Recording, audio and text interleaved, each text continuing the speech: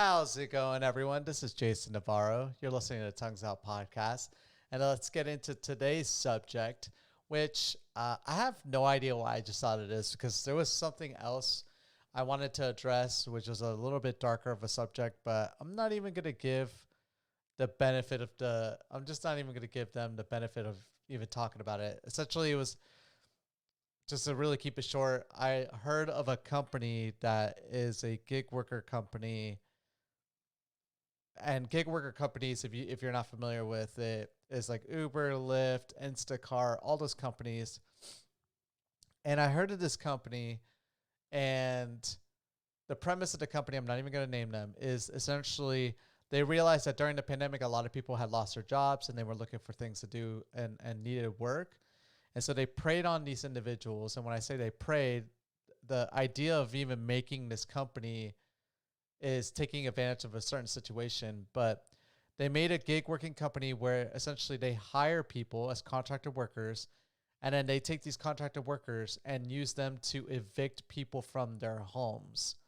And when I heard about a company like that, I was like, geez, how dark can you go? Like, I thought payday loan companies were like the worst, but that has to go down in history as like the worst company ever made in America. I mean, in modern times. I mean, we could talk about in the past.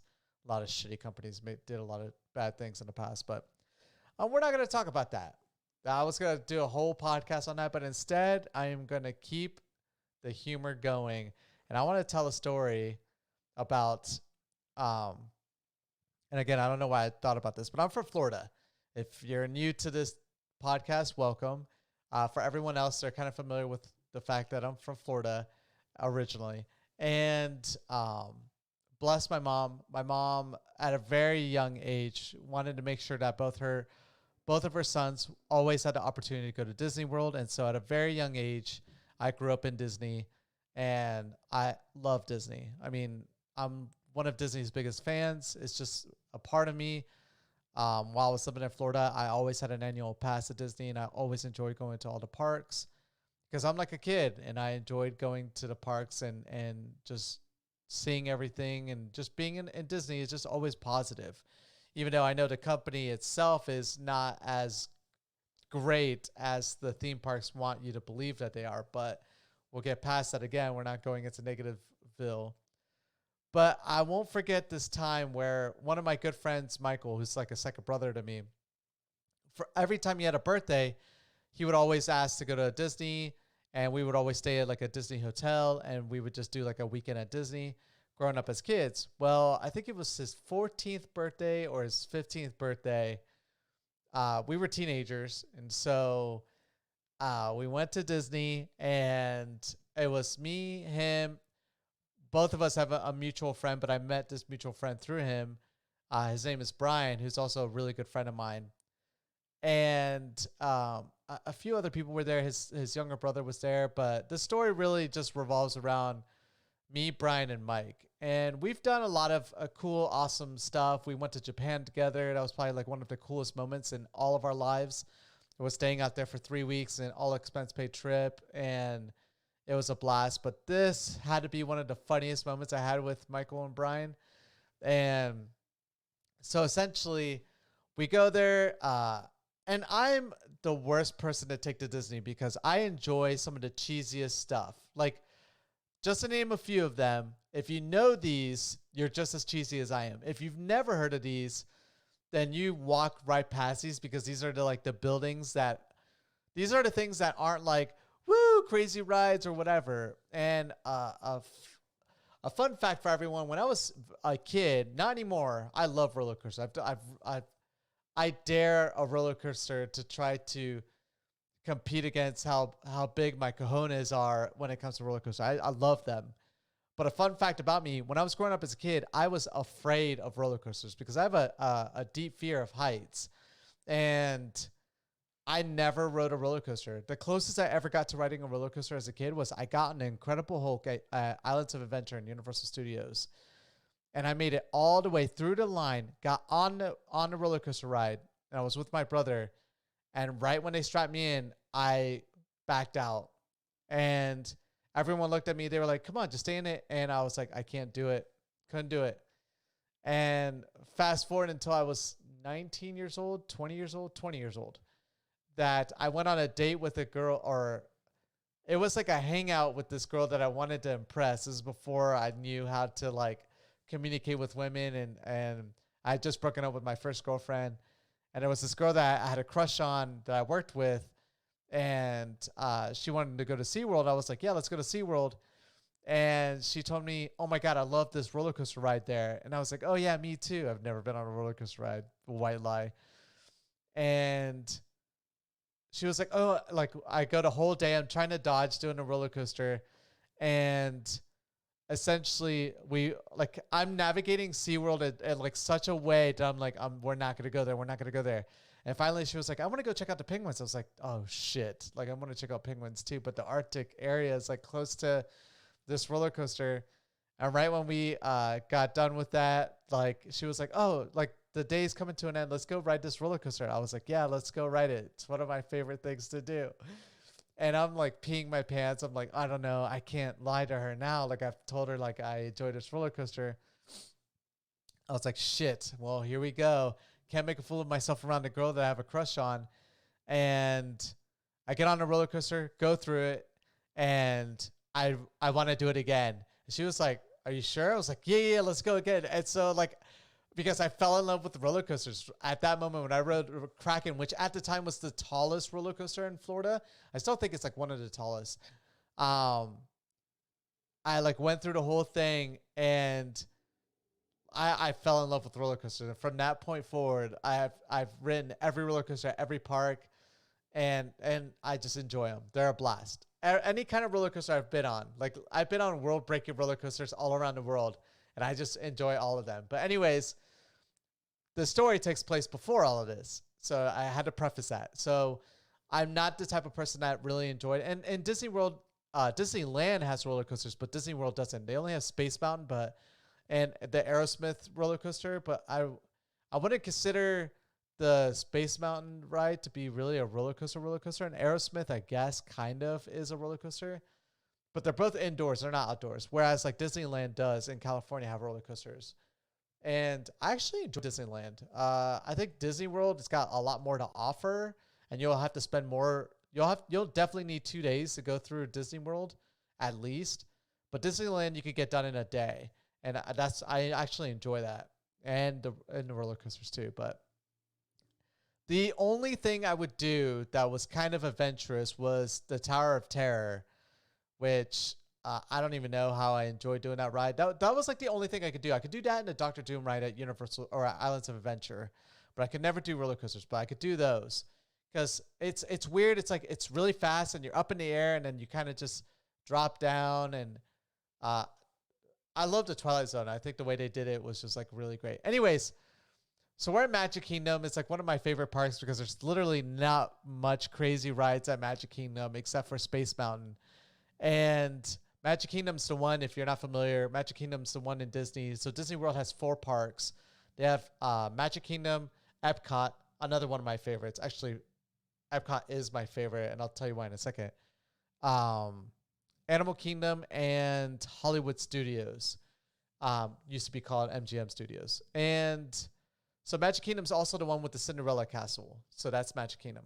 Anyways, we're at Magic Kingdom, and we're looking at like the map. I always like grabbing the maps. I don't know why I do that at the parks when I'm like, I've been to the parks so many times. I could walk through them blindfolded, but I grabbed the maps anyways. And we're looking at the maps, like what we want to do. And I'm like, oh my God, Brian.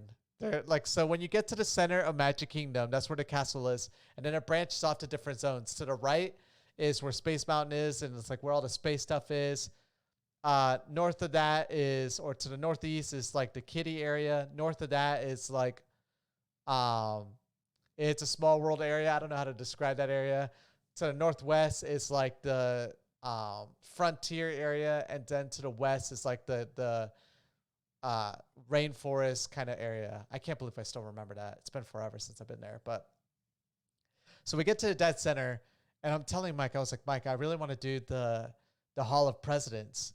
And Mike's like, what's the Hall of Presidents? I was like, dude, it's the one with the animatronic presidents. It's the one where you go in. It's like to describe the Hall of Presidents. You walk in. It's all presidential. You're in America area, and it's all presidential. It's like on your way to the frontier region, and everyone walks past it because it's like an old building, and it says Hall of Presidents, and it looks like it's a museum area. Everyone walks right past it. No one goes to it except for like the old people. Literally all old people go in there. And like poor kids that have to deal with like their parents that are like historians. But I liked going in there because it was, cool to see like the presidents there. And I've seen all the Hall of Presidents. I haven't gotten yet to see Trump. So I need to go see that. But essentially the way it works is that they're all the presidents, all 40.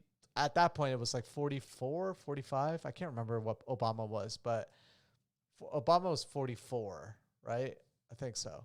And the way it works, like it goes over the history of all the presidents, and it goes them in order, and then it drops a spotlight, and they're all like kind of sitting like as if they were signing the Declaration of Independence, but all the presidents are there. And then it briefly talks about every president. And then when it gets to the current president, that current president actually gets to talk for like 5 minutes. And the actual president of the time actually records a speech to give. And so I saw Bush's, I saw Obama's. Like I said, I haven't seen Trump's. But then, whenever the new president gets elected, then they get to have an animatronic done for them at the Hall of Presidents. And I don't know if that thing is still going on. I feel like it got shut down. I don't know why I heard a rumor, actually, now thinking about it. But anyways, before you go see all this, though, there's like you get in a theater. The theater has like a screen, and you watch like a 5 to 10 minute video about the history of America, the Declaration of Independence, and a brief history on like how we were founded, and talks about the presidents themselves, like the founding fathers. And then the screen lifts up, and then you see all the animatronic presidents in front of you. And they're all pretty realistic looking too, which is kind of cool. This is coming from a guy that enjoys this ride. But anyways, so we go, and I'm telling Mike, like, I want to go do this. And Mike's like, yeah, for sure. Just to give a brief synopsis, Mike is like the most innocent person you'll ever meet in your entire life. Always says sorry, even though if it's not his fault. Very religious. He's you could trust that guy with anything. Honestly, I could trust Mike with absolutely anything. That's the type of person he is. Brian is kind of like me. We're reckless. He's actually at that point in my life, he's more reckless than I am. So he's willing to do whatever. We used to take like frozen ice and put it in water bottles and watch them explode. We'd paintball. We'd do a lot of stuff together. He was that type of friend. So we were like a weird mix. I was like in the middle between Michael and Brian. And so Mike was for sure. But the moment I said, hey, Brian, have you ever been on the Hall of Presidents? He was like, no, what's that? I was like, oh my God. Well, how do I get this guy? I know he's going to say no. So how do I get him to go on this ride? So I make up the biggest lie I've ever made in my entire life, and I sell it. It was when I knew that I could sell that, I knew I could be the best salesman ever. So, and this is before I ever done a sales job. This is before I even had a job. And we're in a group, and I tell Mike, I was like, Mike, you please, for once in your life, you don't need to say anything. Every time I point to you, I want you to say, yeah, that happens. I know it's a lie, but please don't ruin this. Please don't ruin this at all. He was like, yeah, for sure. What do you plan on doing? I was like, I'm planning on telling Brian that this is like a roller coaster ride, and it's like one of the most intense roller coaster rides in Magic Kingdom. And he was like, okay. And Brian's been to Disney just as much as I have. I feel like we all have been to Disney a lot at this point. So I have to sell this because he's never heard of it. He's never been on it. And I have to sell it as if it's a roller coaster. So we're walking around. We're on our way to like the animal area first. And we're going through all of that. And because I know if we start at space area and he's gonna say let's get on Space Mountain, I'm gonna chicken out because I'm not a big roller coaster person, or at that time I'm not a roller coaster person, and he's gonna know that this is a lie. So I have to start him off on the left side. And he's like the whole time he's like, I want to go to Space Mountain, I want to go over there. I'm like, dude, the lines are gonna be crazy. It's early on into the park. Let's wait until like the midway time period. This is all bullshit, by the way. The best time to go to Space Mountain is the very beginning of the day. But I was like, we should go over here anyways, because Mike, I would feel bad. Mike's not into roller coasters. At that point, he wasn't into roller coasters as well. And so I was like, dude, that would be really scummy to like go over there and me and you are having fun and he doesn't get to do anything. And he's like, okay, fine. So we go to like the animal area, right? And we're doing like all like the rainforest stuff. And we're making our way to the frontier region. And the most popular thing there is Pirates of the Caribbean. And so we get there, we do pirates, we get off, and I'm like, Brian, dude, I have to tell you about this crazy ride. I know I asked you what the Hall of Presidents were, and you told me you didn't know what it was, but I have to tell you, this is the craziest ride. We need to go there. He was like, I'm not going to the Hall of Presidents, dude. That's like, sounds like something stupid, like it's a museum. I'm like, no, dude, it's not at all. And I like make sure to throw away the maps. Like at this point, like I make sure like we don't have maps. And I'm like, Brian, no, seriously, this is like the craziest ride ever. Everyone thinks it's like something to do with just like a presidents, but it's not. He was like, what is it? I was like, okay, dude, so this is how it goes. So you get into the area. It's like a waiting area. It's like all presidential. It's kind of like the White House looking kind of thing. You really have to ignore this because they don't really hype this up because they don't want people to know how cool of a ride this is. And he was like, dude, that already sounds fishy. I was like, Mike, tell him. And he knows that Mike doesn't lie. So when I have Mike tell him like, this is all like, yeah, that happens. Brian's like, okay, that maybe he's telling the truth because he would know if Mike was telling a lie because Mike never tells a lie. And so I'm like, yeah, Mike, isn't it like start off this way? And at first that's the truth. It does start off that way. And he was like, yeah. And I'm like, so afterwards, what happens? We get into a theater. We watch a small thing on the president. It has to go over all that. And he was like, okay, that's stupid. Why would I want to do that? I was like, dude, trust me. Just the next part's crazy. And so I was like, so right after that, what happens is that we get into a presidential limousine. And so after the theater, they walk everyone in to the next spot. And there you're waiting on a presidential limousine. Everyone gets in. It fits about like 6 people. And in it is JFK narrating. And what I'm about to say, remember, I'm immature. I'm 14 years old, 15 years old. I don't think this is funny. I'm an adult now. It's just the me getting my friend Brian to do something like this is the humorous part. This part is not funny. And again, remember, this is coming from a teenager. Anyways, going back to the story.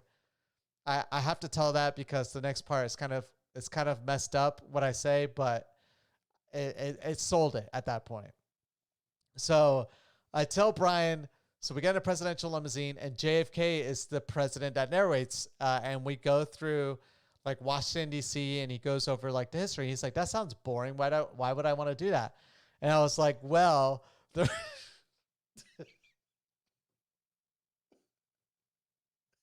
that dude, this is so stupid. I don't know how he believes this. Oh my God. I tell him as we're going through all of this stuff and talking about the history of the presidents, as JFK is narrating this, all of a sudden he gets assassinated. And he was like, there's no way they would show that. I was like, dude, it's historical. They show this. And I was like, at that point, the car drives really fast.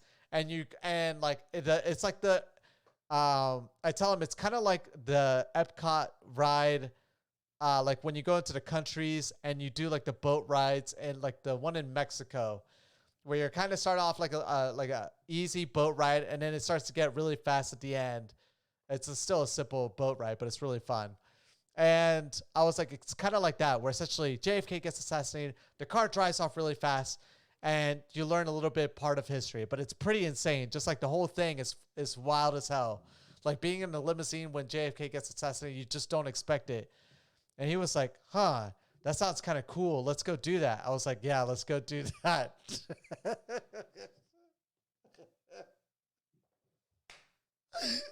So we go, and like he looks, I'm like, Mike, this happens, right? And Mike's like, yeah, all that happens. And again, I don't ask him details.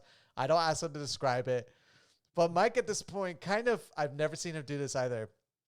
He kind of has fun with the situation as well. And so it's like, yeah, Brian, it's crazy how that like ride happens. And I'm looking at Mike. I'm like, oh my God, he's selling it with me. That's great. And so at that point, that's when Brian's like, okay, yeah, for sure. I want to go do this. And I'm like, okay, great. Let's go. So we go to the Hall of the Presidents. Of course, there's absolutely not that many people in there. And he's already getting suspicious. He's looking at me while we're in there like, dude, seriously, I'm seeing like kids in here and old people. I'm like, trust me, man. Everyone gets this wrong impression. And then they tell people at the end of the theater, this is what's going to happen. They ask people if they want to do it. That's why a lot of people don't really, they kind of leave after the fact because they get this misimpression. And he's like, I don't know, man. This seems really fishy. I was like, trust me. And you see people in like colonial outfits, like impersonating as if like they're people from the colonial times. And so they're going over like some history, and you see memorials of different things and like monuments and manuscripts and like things all from history that you walk around. He's like, man, this is really boring, and you have to wait because it's like a theater. And so I'm like, Brian, trust me, it's really fun. Just hang in there. So we get in. Finally, it's our turn, like our group, to go into the theater, and we go and we sit down in these seats. He's like, dude, these seats so strapping. I'm like, dude, does this look like a limousine? This is the theater part that I was telling you about. He was like, okay. And so it does the whole like 5-10 minutes of like talking about like the history of America. And it's like the very end, I can't keep, because I know what's about to happen. I start laughing. And he looks at me. He's like, dude, what's so funny? I'm like, dude, it's just waiting for the limousines, man. You're going to be so stoked. And he's like, dude, this is bull, isn't it? You lied to me. I was like, no, I didn't lie to you. And you see the theater part come to an end, and then you see the curtain lift. I'm like, Brian, this is the part. This is the part where we go to the limousine. And you just see the curtains lift up, and all you see is the presidents as animatronics sitting on a stage. And he looks at me, and he's like, dude, screw you, man. I'm like, and I'm dying of laughter. I'm almost peeing my pants because I get this guy who in a million years would never sit down in a theater to watch anything, especially anything to do with presidents. And I think to this day, that's why my friend Brian is not the most presidential type of person. He doesn't really talk about politics unless it affects him. No, honestly, no. And he's a very smart person. He actually has a very high IQ. And like, that's the type of friends that they were. They were like really intellectual people, but Brian was just like a reckless person with a high IQ. But it was the funniest moment ever. And from that day forward, Brian's never trusted me about anything, I feel like. And I don't think he'll ever. I'm going to tell him about this podcast so I could get his insight on like if I left out any details. This is on memory from like 18 years ago, but it was definitely the funniest moment I've ever had. And actually, it wasn't Obama. It had to be Bush, right? 18 years ago. Man, how long has it been? Yeah, it had to be. Yeah. What am I talking about? It had to be Bush. So it wasn't even Obama. It was Bush. I'm getting confused with me in the future going to go see the Hall of Presidents after the fact. Because like I said, I enjoy it. It's one of the... Magic Kingdom has two things that I enjoy. The Hall of the Presidents, you can judge me all you want. Now that's going against Space Mountain. That's going against all the things there.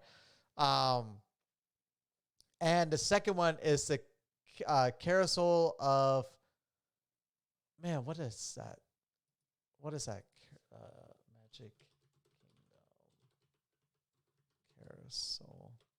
Carousel of Progress. Damn it. I knew that. It's a Carousel of Progress. Another very cheesy ride that I think I got Brian on as well.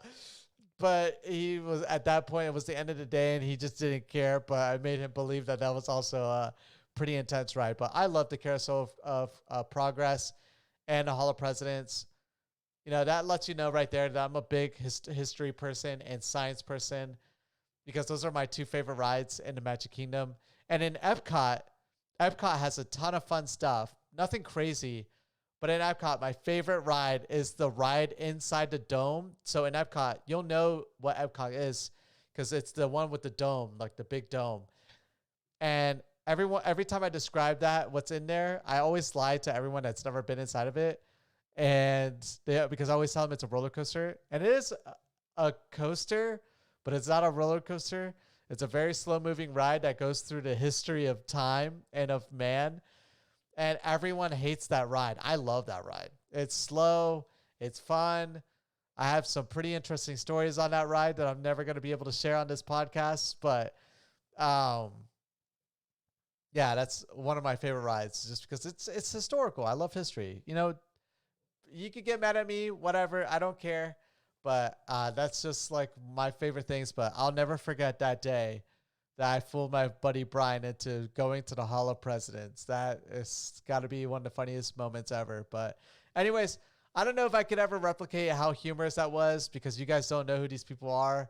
But just know that honestly, it was the funniest moment ever. I could not believe I got him to believe all of that nonsense. And it wasn't if it a majority of that was because of my friend Mike. So Mike, thank you so much. And you'll always be part of that memory, man. And actually, funny enough, Michael is actually the guy that hosts the RPG sessions that we do every Sunday. He's our dungeon master. So if you ever hear me talk about Mike, that's him. Like I said, he's a brother to me. But anyways, thank you guys so much for hearing me talk about this funny story. I don't know why I thought of it. I think because I knew I was coming into this about to talk about a very dark subject. I was like, you know what, screw that. Think of something funny really fast. And that was like the first thing that come to me. So anyways, thank you guys so much for listening, and I'll catch you guys mañana. Peace.